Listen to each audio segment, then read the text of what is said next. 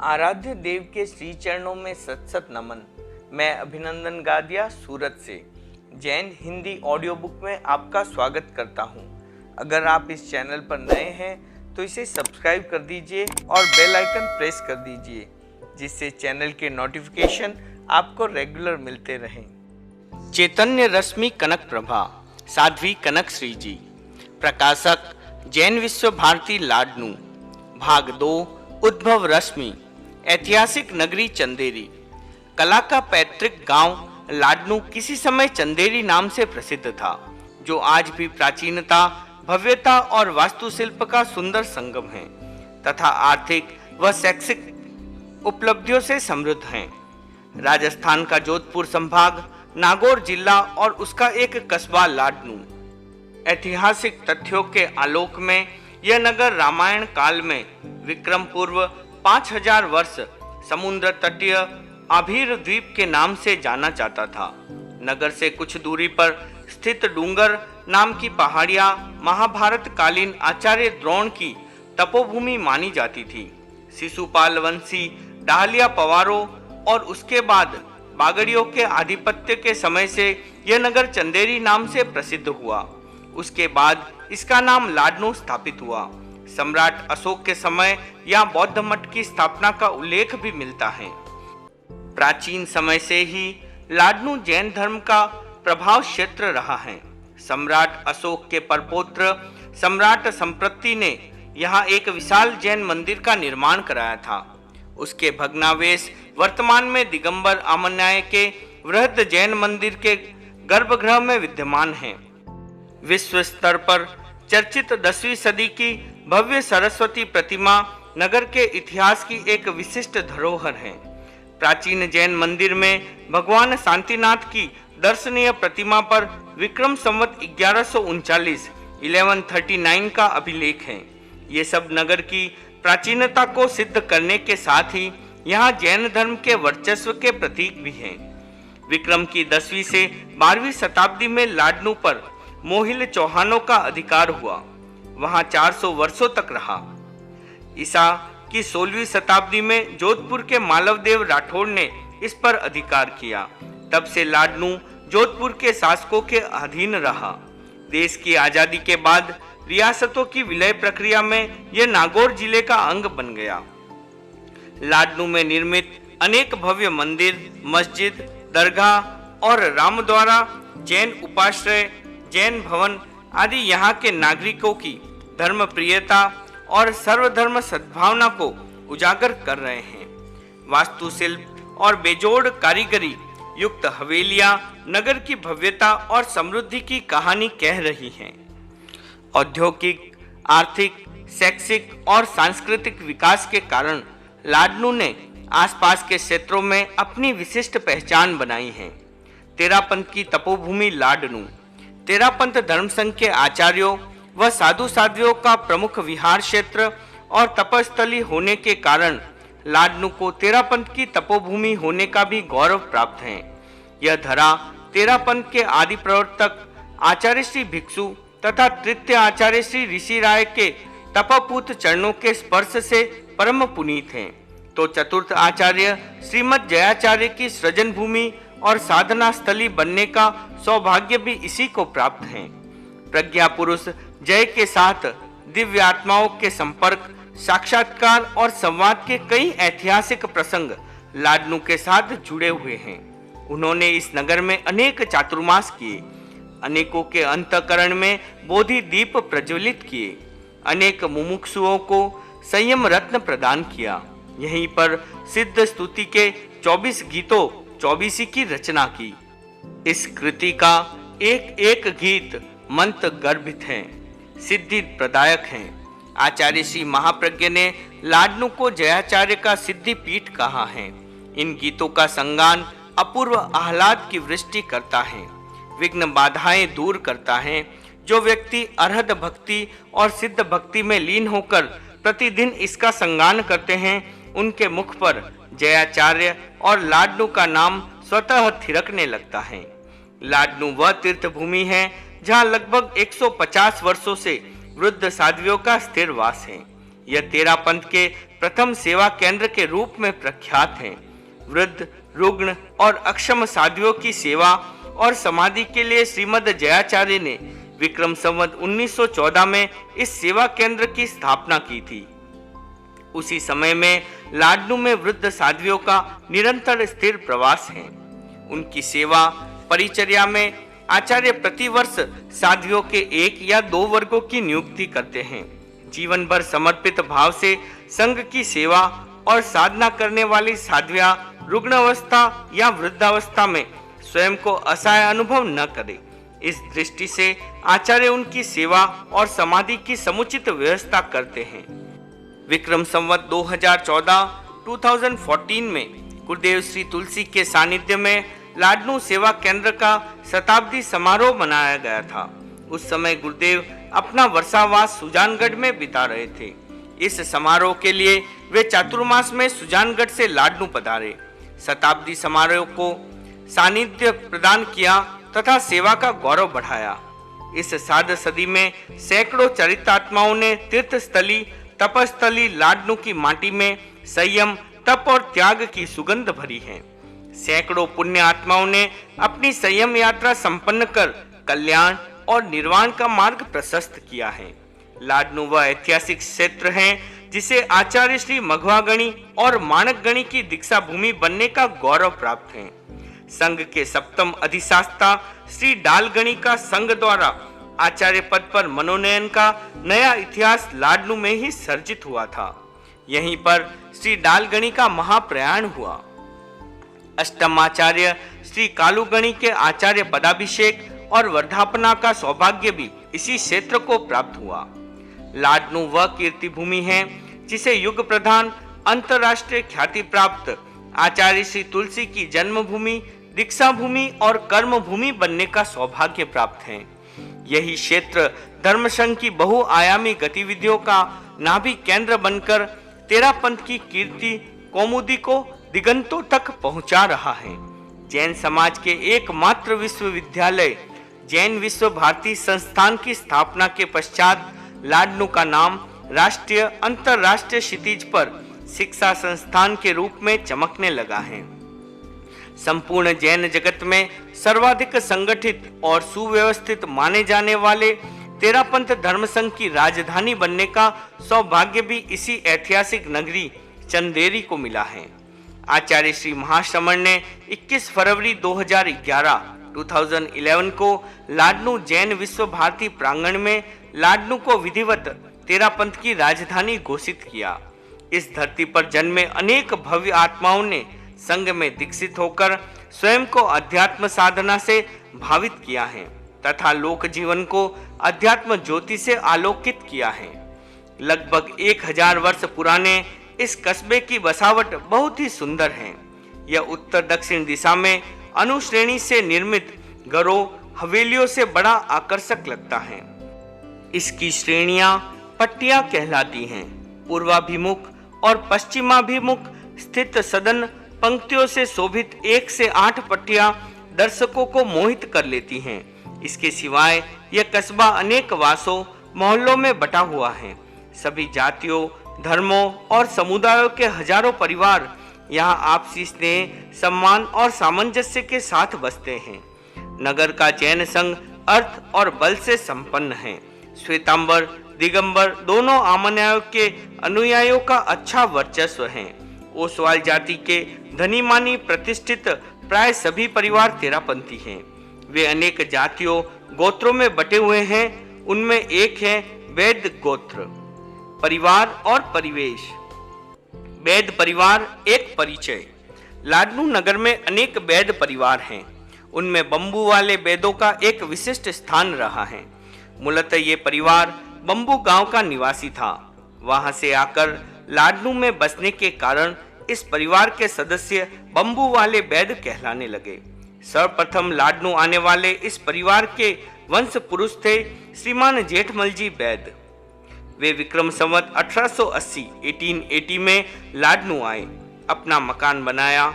उनका सबसे पुराना मकान पहली पट्टी में है, जो आज भी बंबू वाले वैद्यों की पॉल के नाम से पहचाना जाता है। उसके बाद उन्होंने दूसरी पट्टी की नुक्कड़ पर एक बड़ी हवेली बनवाई। इस हवेली में निर्मित पत्थर की सुंदर जालियां और झरोखे प्राचीन स्थापत्य कला के अद्भुत नमूने हैं। गढ़ की तरह बनाई गई वह विशाल हवेली किसी समय विदेशी पर्यटकों के लिए दर्शनीय थी। जेठमल जी के 8 पुत्रों में छठे पुत्र थे हुकमचंद जी। हुकमचंद जी के 6 पुत्र थे, झूमरमल जी, गंगाराम जी, बुद्धमल जी, मानमल जी, सरदारमल जी और पांचीराम जी। धार्मिक आस्था की दृष्टि से यह परिवार प्रारंभ से लुंका गच का अनुयायी था। तृतीय आचार्य श्री ऋषि राय के समय तेरापंथ का अनुयायी बना। इस परिवार में कई विशिष्ट प्रभावी व्यक्तित्व उभरे, जिन्होंने तेरापंथ के इतिहास में अपनी खास पहचान बनाई, गौरवपूर्ण स्थान प्राप्त किया। श्रीमद जयाचार्य के युग में जयपुर के किशोर मुनिपत की दीक्षा के प्रसंग में जेठमल जी के पौत्र व हुकमचंद जी बैद के तीसरे पुत्र बुद्धमल जी बैद ने दायित्वपूर्ण भूमिका निभाई। छठे पुत्र पांचीराम जी तत्वज्ञ श्रावक थे। वे गायक और गीतकार भी थे, अच्छे गीत रचते थे। ज्येष्ठ पुत्र झूमरमल जी का अपने समय में नगर की विभिन्न जातियों में अच्छा प्रभाव व सम्मानपूर्ण स्थान था। धर्मनिष्ठ श्राविका जड़ाव देवी। झूमरमल जी के पुत्र का नाम था तोलाराम जी। वे धर्म और कानून के अच्छे जानकार थे, कला प्रेमी थे। कागज पर अपने नाखूनों से फोटो व अक्षर उकेरने में माहिर थे। वे धर्म प्रिय व्यक्ति थे। प्रतिमा अष्टमी और चतुर्दशी को उपवास और पौषध व्रत की आराधना करते थे। तोलाराम जी की पत्नी का नाम था जड़ाव देवी। वे सरदार शहर के कालूराम जी सेठिया की पुत्री थी। यह सेठिया परिवार प्रारंभ में तेरापंथ संघ से बहिर्भूत जय युग के मुनि चतुर्भुज जी के प्रति श्रद्धाशील था। फिर आचार्य जवाहरलाल जी के संपर्क से स्थानकवासी आमन्याय का अनुयायी बन गया। जड़ाव देवी भी उन्हीं संस्कारों में पली थी। वे तत्वज्ञा थी। अनेक ज्ञानवर्धक गीत उन्हें कंठस्थ थे। उनके काकी ससुर तत्वज्ञ श्रावक पांचीराम जी जो तात्विक प्रश्न पूछते उनका वे सही सही उत्तर देती। इससे पांचीराम जी प्रसन्न तो होते पर कहते और तो सब ठीक है, पर अब तक मिथ्यात्व है। संभव है सप्तम आचार्य श्री डालगणी के युग में उन्होंने तेरापंथ आमन्याय में सम्यक्त दीक्षा श्रद्धा स्वीकार की। उनकी त्याग प्रत्याख्यान की चेतना जागृत थी। अष्टमी चतुर्दशी को प्राय उपवास पौषध करती थी। बेला तेला आदि छोटी तपस्याएं वे प्राय करती ही रहती थी। जड़ाव देवी की कोई संतान नहीं थी। उन्होंने बुद्धमल जी के परपौत्र सदासुख जी के पौत्र तथा धनराज जी बैद के पुत्र चंपालाल जी बैद को गोद लिया। धनराज जी की पुत्रियां स्वर्गीय साध्वी नजर कंवर जी व साध्वी हुल्लास कंवर जी की दीक्षा में जड़ाव देवी का पर्याप्त सहयोग रहा। वे श्रद्धाशील श्राविका थी। संगपति के प्रति उनकी आस्था व भक्ति भावना प्रगाढ़ थी। गुरुदेव जहाँ भी विराजते वे वर्ष में एक बार प्राय दर्शन किया करती, सेवा उपासना का लाभ लेती। उनकी अध्यात्म चेतना उत्तरोत्तर विकसित हो रही थी। अपने पति तोलाराम जी को अंतिम समय में अनशन कराना उनकी अध्यात्म निष्ठा तथा आंतरिक जागरूकता का परिचायक था। संथारे में संयम जीवन की तीव्र भावना। तोलाराम जी के निधन के पश्चात जड़ाव देवी का धर्मानुराग और अधिक पुष्ट होने लगा। अंतर्मुखता और आत्मलीनता की भूमिका में आरोहण करते हुए उन्होंने विक्रम संवत 1999 आश्विन कृष्ण एकम के दिन आजीवन अनशन व्रत स्वीकार किया। उस समय आचार्य श्री तुलसी चूरू में चातुर्मासिक प्रवास कर रहे थे। संथारे में दीक्षा लेने की प्रबल भावना उनके मन में जागी। लाडनू में साध्वी श्री सुंदर जी की चाकरी थी। मुनि श्री मांगीलाल जी का चातुर्मास भी था। अंतिम मारणांतिक संलेखना में लीन श्राविका जड़ाव देवी ने मुनि श्री व साध्वी श्री जी के चरणों में दीक्षा की भावना प्रकट की। उन्होंने कहा, संभवतः संथारा लंबा नहीं चलेगा। मेरा जन्म चौथ को हुआ, मेरी शादी भी चौथ के दिन हुई। मुझे लगता है मेरा संथारा भी चौथ के दिन संपन्न हो जाएगा। अश्विन कृष्णा तृतीया के दिन दीक्षा की भावना ने बल पकड़ा। बहुत आग्रह भरा निवेदन किया, मुझे दीक्षा प्रदान कराए। जब उन्हें समझाया गया कि तेरापंथ धर्म संघ में गुरुदेव की आज्ञा के बिना दीक्षा नहीं हो सकती, तब उन्होंने कहा, दर्जी को बुलाओ, मेरे लिए सफेद वस्त्र सिलवाओ, मेरा आसन नीचे लगाओ। उनकी प्रबल भावना को देखते हुए वैसा ही किया गया। उन्होंने पूर्ण रूपेण साधु वेश धारण कर लिया। आश्विन कृष्णा चतुर्थी को मुनि मांगीलाल जी उन्हें दर्शन देने पधारे। जड़ाव देवी ने पुनः दीक्षा के लिए आग्रह भरी भावना रखी। मुनि श्री ने उनके साधु वेश को देखा, भावना की प्रबलता को देखा, तथापि उन्हें समझाते हुए कहा, जड़ाव बाई, तुम जानती हो हमारे धर्म संघ में व्यवहार दृष्टि से गुरु आज्ञा के बिना दीक्षा नहीं होती, इसलिए आपको अपना आग्रह छोड़ देना चाहिए। निश्चय दृष्टि से देखा जाए तो साधुत्व का संबंध भावधारा से है। आपकी प्रबल भावना को देखते हुए लगता है आपको भावों से साधुपन आ गया है। मुनि श्री द्वारा समझाने पर उन्होंने अपना आग्रह छोड़ा, सबसे शुद्ध अंतःकरण से खमतखामना किया। उसी दिन साय 24 अनशन स्वीकार किया। आश्विन कृष्णा पंचमी को प्रातः 9:15 बजे वे पूर्ण समाधि के साथ पार्थिव शरीर को त्याग दिवंगत हो गई। उल्लेखित प्रसंगों से प्रमाणित होता है कि लाडनू का यह वैद्य परिवार पीढ़ियों से धर्म और अध्यात्म के संस्कारों से अनुप्राणित था। गुरु भक्ति और संघ भक्ति के रंग से रंगा हुआ था। वंश वृक्ष का विस्तार और उपलब्धियां। वैद्य परिवार के एक प्रभावी और प्रतिष्ठित व्यक्ति हुए सेठ श्री बुद्धमल जी वैद्य। इनकी व्यावसायिक बुद्धि बहुत प्रखर थी। अपने प्रतिभा कौशल से उन्होंने निजी व्यवसाय का काफी विस्तार किया। आसाम के जोरहाट, गोरीपुर, चंगड़ाबाद आदि कई क्षेत्रों में उनका व्यापार फैला हुआ था। धार्मिक दृष्टि से भी उनका गरिमापूर्ण स्थान था। बुद्धमल जी बालिका कला के परदादा थे। तेरापंथ धर्म संघ के इतिहास में उनकी सेवाएं उल्लेखनीय रही हैं। वे शासन संबंधी पत्र व्यवहार व सूचना संप्रेषण का कार्य स्वतः प्रेरणा से करते थे। संघ व संघपति के प्रति उनमें गहरी निष्ठा थी। शासन भक्त दुलीचंद जी दुग्गड़ के सत्संग से उनकी संघ भक्ति और गुरु भक्ति उत्तरोत्तर वर्धमान होती रही थी। तेरापंथ धर्म संघ के चतुर्थ आचार्य श्रीमद जयाचार्य के समय जब मुमुक्षु मुनिपद की दीक्षा को निमित्त बनाकर धर्म संघ के सामने कठिन चुनौती का वातावरण बना दिया गया, उस समय दलीचंद जी दुग्गड़ के साथ बुद्धमल जी ने भी दायित्वपूर्ण भूमिका निभाई। विरोधियों की शिकायत के आधार पर जोधपुर दरबार ने बाल दीक्षा को लेकर जयाचार्य के विरुद्ध वारंट निकाल दिया। जयाचार्य उस समय लाडनू विराज रहे थे। वारंट की सूचना मिलते ही दुलीचंद जी दुग्गड़, बुद्धमल जी आदि कई श्रावक मिले। चिंतन किया, लाडनू के मोहिल राजपूतों से मिले, उनको वारंट से संबंधित पूरी जानकारी दी और धर्मगुरु की सुरक्षा का दायित्व बोध भी दिया। मोहिल राजपूत वीर बहादुर होते थे, समय आने पर हर मुकाबले को तैयार रहते थे। इसके साथ ही ओसवाल समाज के साथ उनके अच्छे संबंध थे। अपने सेठों का वे बहुत सम्मान करते थे। उन्होंने कहा, हम आपकी पूरी सहायता करेंगे।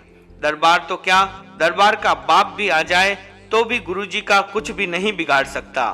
आप ऐसा करें, गुरुजी को अपने मोहल्ले में ले जाएं। श्रावकों ने जयाचार्य से निवेदन किया। यद्यपि जयाचार्य का मानस सर्वथा अप्रकंपित और अविचल था, फिर भी श्रावकों की प्रार्थना और परिस्थिति को देखते हुए जयाचार्य को यह परामर्श उचित लगा। आप संत परिवार के साथ दुलीचंद जी दुग्गड़ की हवेली में पधार गए। बुद्धमल जी ने अपना अधिकांश समय गुरु उपासना और व्यवस्था की देख रेख में बिताए। रात्रि में भी वे वहीं रहते, मात्र खाना खाने के लिए घर आते। पुत्र जन्म की खुशी, दायित्व की गुरुता। बुद्धमल जी वैद्य तत्वज्ञ श्रावक थे। वे संगीतज्ञ थे, मधुर गायक थे। तेरापंथ धर्म संघ उनकी रग रग में रमा हुआ था। जयाचार्य उनकी श्रद्धा के केंद्र थे। बुद्धमल जी के प्रथम पुत्र का जन्म हुआ। उस समय वे घर पर नहीं थे। दुलीचंद जी दुग्गड़ के वहां गए हुए थे। वहां जाने का विशेष उद्देश्य था। जोधपुर से जयाचार्य के विरुद्ध वारंट लेकर आने वाले घुड़सवारों का प्रतिरोध करने के लिए जो रक्षा व्यवस्था की गई थी, उसी के सिलसिले में वे वहां उपस्थित थे। वहीं पर उन्हें पुत्र जन्म का संवाद मिला। वे घर जाने को तैयार नहीं हुए। घर से कितनी बार बुलावे आए, कितना दबाव पड़ा, पर वे नहीं गए। उधर घर में पुत्र जन्म की खुशियां मनाई जा रही थी। इधर दूलीचंद जी के साथ बुद्धमल जी संघ की आन बान और शान की रक्षा हेतु प्राणों की बाजी लगाकर डटे हुए थे। उनकी दृष्टि में संघीय दायित्व मुख्य था और पुत्र का जन्मोत्सव गौण। वे जीवन भर इसी प्रकार धर्म संघ की सेवा में जागरूक व समर्पित रहे। आधार प्रकाश के प्रहरी मुनि श्री बुद्धमल जी। प्रबल भावना सचित वस्तु के दान की। भारतीय संस्कृति में एक मूल्यवान शब्द है दान। प्राचीन समय से ही दान की परंपरा यहाँ सुप्रतिष्ठित रही है। दान का अर्थ है अपनी वस्तु को निस्वार्थ भाव से औरों को दे देना। इसका संबंध सामान्यतः अर्थ के साथ जोड़ा जाता है। हालांकि अर्थदान भी कम महत्वपूर्ण नहीं है। निष्प्रता और अनाशंसा के साथ किया गया अर्थदान व्यर्थ नहीं होता। सामाजिक भूमिका में उसकी भी सार्थकता है। आध्यात्मिक दान वह होता है जिसमें दाता, ग्रहीता तथा देय पदार्थ ये तीनों शुद्ध हो। ऐसा दान पात्रदान या सुपात्रदान कहलाता है। इसके अधिकारी एकमात्र त्यागी, संयमी, अहिंसक साधु ही होते हैं। अध्यात्म के आचार्य कहते हैं, जिस व्यक्ति को सुपात्र दान का अवसर मिलता है उसके अनंत कर्मों की निर्जरा होती हैं। प्रचुर पुण्यों का संचय होता है, क्योंकि वह संयमी साधकों की संयम साधना में सहयोगी बनता है। सेठ बुद्धमल जी आर्थिक दृष्टि से संपन्न थे। उनकी उदारता और दानशीलता भी प्रशस्त थी। निर्मल भावधारा से अपने हाथों सुपात्र दान देकर उन्होंने मानसिक, वाचिक और कायिक धन्यता का अनुभव किया। उनकी एक तीव्र अभिलाषा थी कि हमारे परिवार का कोई सदस्य धर्म संघ में दीक्षित हो। पारिवारिक जनों के समक्ष भी वे कई बार अपने अंतःकरण की तीव्र इच्छा व्यक्त करते हुए कहते, मेरे अंतर्मन की भावना है कि मैं धर्म संघ को सचित वस्तु का दान करूं। यह सुनकर एक बार तो पारिवारिक लोग चौंके कि साधु संतों को सचित वस्तु का दान देना या लेना कैसे कल्पता है। इसका रहस्योद्घाटन करते हुए वे कहते, सचित वस्तु यानी मेरे परिवार का कोई जीवंत सदस्य दीक्षा के लिए तैयार हो और मैं उसे गुरु चरणों में समर्पित करने का सौभाग्य प्राप्त करूं। बुद्धमल जी ने पूज्यपाद कालूगणी व मंत्री मुनि के समक्ष भी अपनी यह भावना निवेदित की, किंतु नियति का योग ही कुछ ऐसा था कि उनके जीवन काल में ऐसा नहीं हो सका। उनकी ये इच्छा मन की मन में रह गई। किंतु उनके स्वर्गवास के बाद वैद्य परिवार की अनेक दीप्ति दीक्षाएं हुई। संभवतः इसकी पृष्ठभूमि में उनकी भावना के प्रकंपन ही काम कर रहे थे। वैद्य परिवार की प्रथम दीक्षा। वैद्य परिवार से सर्वप्रथम दीक्षित होने का सौभाग्य प्राप्त हुआ धनराज जी की सुपुत्री नजर कंवर को। पूज्यपाद आचार्य श्री कालूगणी ने जिस समय कुमारी नजर को दीक्षा प्रदान करने की स्वीकृति दी, उस समय परिवार का कोई भी सदस्य वहां उपस्थित नहीं था जो गुरु चरणों में दीक्षा के लिए प्रार्थना करे। नजर कंवर के दादा श्री सदासुख जी को जब ये सूचना मिली कि नजर कंवर को दीक्षा घोषित हो गई है, तो वे मंत्री मुनि के दर्शन कर बोले, महाराज ऐसे कैसे दीक्षा का आदेश हो गया, हमसे पूछा तक नहीं। मंत्री मुनि ने कहा, घर घराना जानते हैं, फिर पूछना क्या। मुत्था जी, बुद्धमल जी मुत्था जी के नाम से प्रसिद्ध थे कि इच्छा आज पूरी हो रही है। वे कहते थे कि पात्रदान देने का मनचाहा अवसर मिला, खूब लाभ लिया, पर दीक्षार्थी का दान नहीं दिया। उनके जीवन काल में जो भावना नहीं फली, उस अधूरी इच्छा को नजर कंवर पूर्ण कर रही हैं।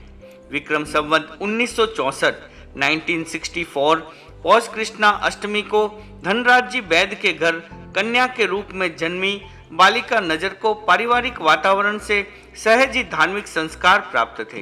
दिनों दिन उनकी वैराग्य भावना बढ़ती गई।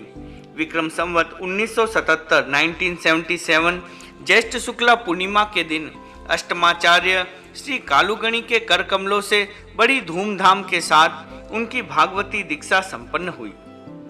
13 वर्षीय किशोरी नजर साध्वी नजर कंवर बन गई। वे संघ की दीप्तिमयी साध्वियों में एक थी।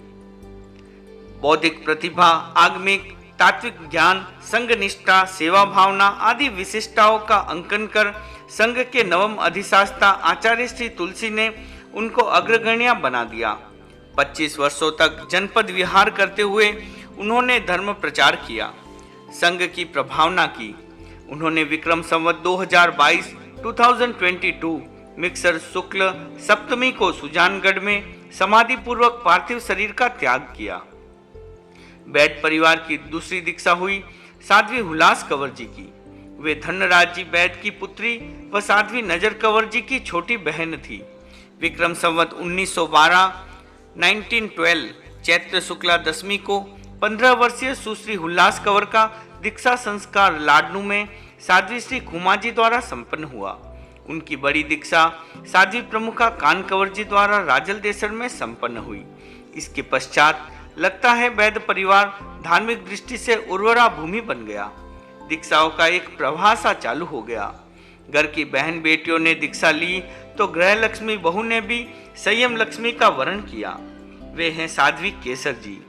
इनके पश्चात विक्रम संवत 2004 में साध्वी राम कुमारी जी व साध्वी जतन कुमारी जी की, विक्रम संवत 2007 में साध्वी मंजूला जी की दीक्षा हुई और विक्रम संवत 2017 में साध्वी कनक प्रभा जी की दीक्षा हुई, जो तेरापंथ की तरुणी मां बनकर आई और संघ की अति विशिष्ट उपलब्धि बन गई। चंदेरी की इस अमल धवल चंद्रिका ने वैद परिवार की यशस्विता में 4 चांद लगा दिए। बुद्धमल जी का परिवार। बुद्धमल जी के 2 पुत्र हुए, सदासुख जी कला के दादा और दुलीचंद जी। सदासुख जी ने 2 शादियां की, उनसे 12 संतानें हुई। श्रीमान धनराज जी बैद, श्रीमान हाथीमल जी बैद, श्रीमान धर्मचंद जी बैद, श्रीमान सीचंद जी बैद, श्रीमान सुमेरमल जी बैद, श्रीमान सूरजमल जी बैद कला के पिता, श्रीमान मदनचंद जी बैद, श्रीमान बच्छराज जी बैद। उनकी पुत्रियों के नाम श्रीमती मोरबाई, श्रीमती अनोपबाई, श्रीमती पुनीबाई और श्रीमती केसरबाई। वैज्ञानिक श्रावक धनराज जी बैद। सदासुख जी के ज्येष्ठ पुत्र श्री धनराज जी बैद बालिका कला के बड़े पिताजी थे। वे अपने युग के विद्वान मनीषी थे, वैज्ञानिक प्रतिभा के धनी थे। वे अपनी प्रयोगशाला में नए नए प्रयोग और आविष्कार करते रहते थे। युग प्रधान आचार्य श्री तुलसी जब जब लाडनू पधारते, एक बार उनके आवास कलचक्की अवश्य पधारते। वहां धनराज जी की प्रयोगशाला एवं उनमें निर्मित नई नई वस्तुओं का अवलोकन करते थे। अष्टमाचार्य श्री कालुगणी की भी उन पर असीम कृपा थी। सामान्यतः जैन आचार के अनुसार साध्वियां अकेले भाई से पढ़ाई नहीं करती। साध्वियां चाहे कितनी ही हो, कम से कम 3 भाइयों की उपस्थिति अपेक्षित है।